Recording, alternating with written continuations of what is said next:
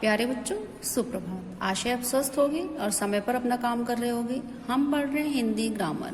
Hindi grammar के अंतर्गत आज हम करेंगे पाठ 13, अव्यय शब्द। अव्यय वे शब्द जिनमें कोई विकार या परिवर्तन नहीं होता, उन्हें अव्यय अथवा अविकारी शब्द कहते हैं। जैसे तेज, बहुत, अंदर, ऊपर, अब, प्रतिदिन आदि।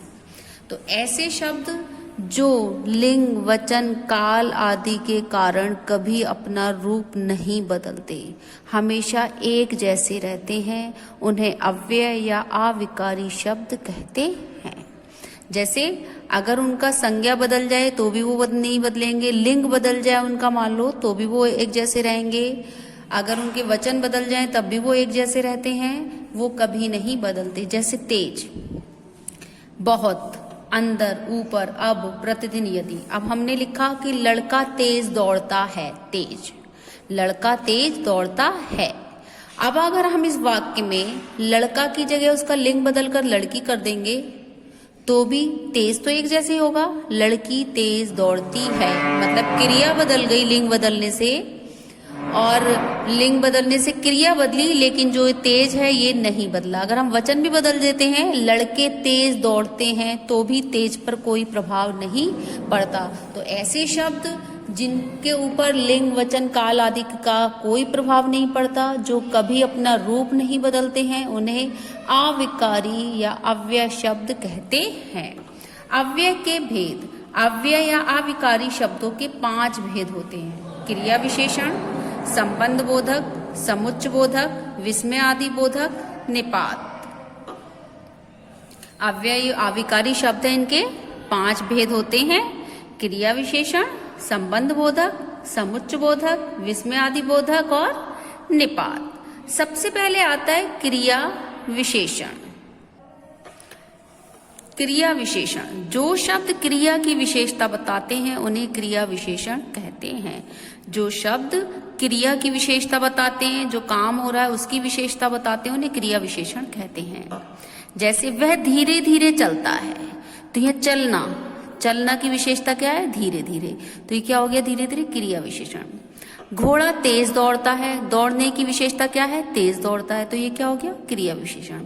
हम आज दिल्ली जाएंगे, जाएंगे, कब जाएंगे? आज, तो ये क्या हो गया? क्रिया विशेषण, क्रिया की विशेषता बता रहा है। वंश लगातार मेहनत कर रहा है, मेहनत करने की जो क्रिया है वो कब हो रही है? लगातार, तो ये क्या है? क्रिया विशेषण। तो जो शब्द क्रिया की विशेषता बताते हैं उन्हें क्रिया विशेषण कहते हैं। क्रिया विशेषण के भेद। क्रिया विशेषण के निम्नलिखित 4 भेद होते हैं। स्थानवाचक क्रिया विशेषण, कालवाचक क्रिया विशेषण, परिमाणवाचक क्रिया विशेषण और रीतिवाचक क्रिया विशेषण। सबसे पहले होता है स्थानवाचक क्रिया विशेषण। जिन शब्दों से क्रिया के होने के स्थान का, कि क्रिया किस जगह हो रही है, इसका पता चलता है, उन्हें स्थानवाचक क्रिया विशेषण कहते हैं। जैसे आलोक बाहर खेल रहा है, खेलने की क्रिया कहाँ हो रही है? बाहर, तो ये क्या हो गया? स्थानवाचक क्रिया विशेषण। तुम थोड़ी देर यहीं बैठो, बैठने की क्रिया कहाँ हो रही है? यहीं, तो ये क्या हो गया? स्थानवाचक क्रिया विशेषण। तरुण को उधर भेज दो, उधर। आप मेरे आगे चलो, आगे। तो उपर्युक्त वाक्यों में रंगीन छपे शब्दों से क्रिया के होने के स्थान का पता चल रहा है, अतः ये शब्द स्थानवाचक क्रिया विशेषण है। अब है स्थानवाचक क्रिया विशेषण की पहचान। स्थानवाचक क्रिया विशेषण की पहचान क्रिया के साथ कहाँ लगाकर प्रश्न करके की जा सकती है? कहाँ? प्रश्न के उत्तर में जो शब्द आता है वही स्थानवाचक क्रिया विशेषण होता है। स्थानवाचक क्रिया विशेषण के भेद। स्थानवाचक क्रिया विशेषण के 2 भेद होते हैं, स्थिति बोधक और दिशा बोधक। स्थिति बोधक क्रिया विशेषण, ये क्रिया विशेषण क्रिया की स्थिति को बताते हैं, जैसे निकट, दूर, साथ, वहां, नीचे, ऊपर, पीछे, सर्वत्र आदि। दिशा बोधक क्रिया विशेषण, ये क्रिया विशेषण क्रिया की दिशा को बताते हैं, जैसे इधर, उधर, दाएं, बाएं, किधर, जिधर, सामने से, पीछे से, ऊपर से आदि। तो क्रिया विशेषण किसे कहते हैं? जो शब्द क्रिया की विशेषता बताते हैं उन्हें क्रिया विशेषण कहते हैं। क्रिया विशेषण के दो भेद होते हैं, स्थिति बोधक क्रिया विशेषण और दिशा बोधक क्रिया विशेषण। स्थिति बोधक क्रिया विशेषण क्रिया की स्थिति को बताते हैं, जैसे निकट, दूर, साथ, वहां, नीचे, ऊपर। और दिशा बोधक क्रिया विशेषण ये क्रिया विशेषण क्रिया की दिशा को बताते हैं, इधर, उधर, जिधर, दाएं, बाएं, ऐसे। अब आता है नंबर 2 पर कालवाचक क्रिया विशेषण। जिन क्रिया विशेषणों से क्रिया के होने के समय का पता चलता है, काल माने समय, तो जिन क्रिया विशेषणों से क्रिया के होने का समय का पता चलता है उन्हें कालवाचक क्रिया विशेषण कहते हैं। जैसे मैं यहां कल आ गया था, कल आ गया था, आने की जो क्रिया हुई वो कब हुई? कल आ गया था। काल बता रहे, समय बता रहा है। ये वह प्रतिदिन सैर करने जाता है, कब जाता है? प्रतिदिन। विनोद आज आएगा, विनोद आज आएगा। कमला अभी नहीं आई, ये सब क्या बता रहे हैं? समय, काल। उपयुक्त वाक्यों में रंगीन छपे शब्दों से क्रिया के होने के समय का पता चल रहा था, ये शब्द कालवाचक क्रिया विशेषण है। कालवाचक क्रिया विशेषण की पहचान। कालवाचक क्रिया विशेषण की पहचान क्रिया के साथ कब लगाकर प्रश्न करके की जा सकती है। प्रश्न के उत्तर में जो शब्द आता है वही कालवाचक क्रिया विशेषण कहलाता है। देखो, क्रिया स्थानवाचक क्रिया विशेषण में कहाँ का क्वेश्चन लगाते हैं, कहाँ, और कालवाचक में कब। अब है कालवाचक क्रिया विशेषण के भेद। कालवाचक क्रिया विशेषण के 3 भेद हैं, सामान्य समय बोधक क्रिया विशेषण, अवधि बोधक क्रिया विशेषण और आवृत्ति बोधक क्रिया विशेषण। सामान्य समय बोधक क्रिया विशेषण, इन क्रिया विशेषणों से समय का सामान्य बोध होता है, जैसे आज, कल, परसों, जल्दी, नित्य, फिर, तत्काल, तुरंत आदि। अवधि बोधक क्रिया विशेषण, इन क्रिया विशेषणों से समय की अवधि का ज्ञान होता है, जैसे निरंतर, लगातार, आज, कल, अब तक, जब तक आदि।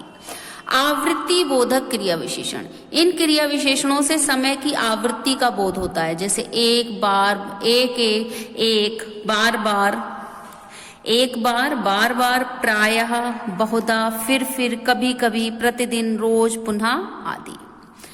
इसके बाद आते हैं नंबर 3 पर परिमाणवाचक क्रिया विशेषण। जिन क्रिया विशेषणों से क्रिया के परिमाण या मात्रा की जानकारी मिलती है उन्हें परिमाणवाचक क्रिया विशेषण कहते हैं।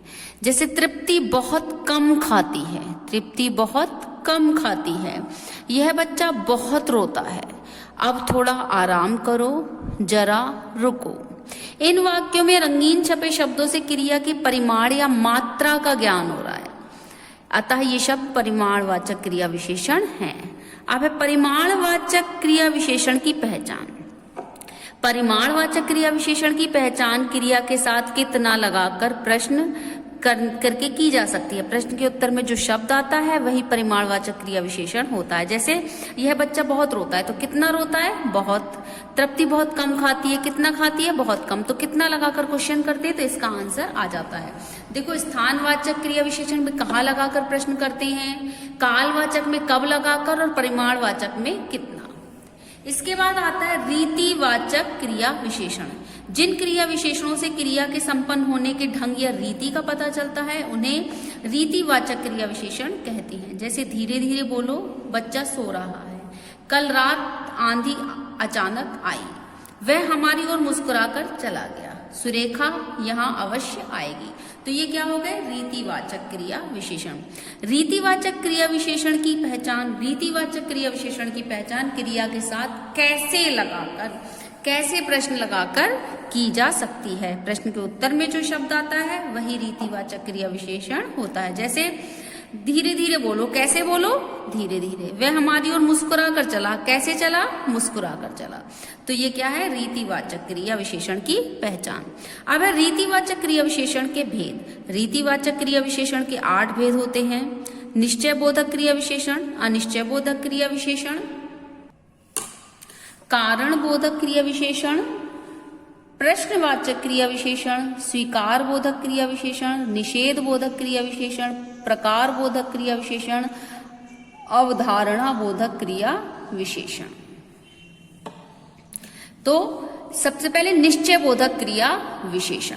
इस क्रिया विशेषण से क्रिया के निश्चयात्मकता का बोध होता है। जैसे मैं तुम्हारा काम अवश्य करूंगा, निसंदेह तुम वीर हो, तुम मेरे जन्मदिन पर जरूर आना, वास्तव में आकांक्षा बीमार है, मतलब निश्चित तौर पर यह काम हो रहा है। अनिश्चय बोधक क्रिया विशेषण में, इस क्रिया विशेषण में क्रिया के होने के बारे में अनिश्चय या संदेह होता है। शायद आज वर्षा हो जाए, संभवतः वह आज बीमार हो, मैं यथासंभव प्रयास करूंगा, कदाचित आपकी बात सच हो। तो ये अनिश्चय बोधक क्रिया विशेषण है। कारण बोधक क्रिया विशेषण, इस क्रिया विशेषण में क्रिया के होने के कारण की ओर संकेत किया जाता है। मैं तुम्हारे पास इसलिए आया था, मैं तुम्हारे पास इसलिए आया था, तुम नहीं आए अतः मुझे आना पड़ा। वह इसी कारण आना नहीं चाहता था, वह डर के मारे गिर पड़ा। अब है प्रश्नवाचक क्रिया विशेषण। इस क्रिया विशेषण के द्वारा क्रिया के होने के बारे में प्रश्न किया जाता है। जैसा विपिन यहाँ क्यों आया था, मैंने ऐसा कब कहा था, मोनू किधर चला गया।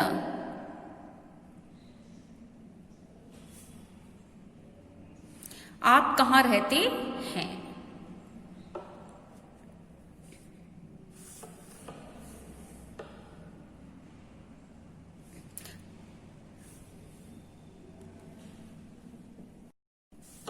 स्वीकार बोधक क्रिया विशेषण।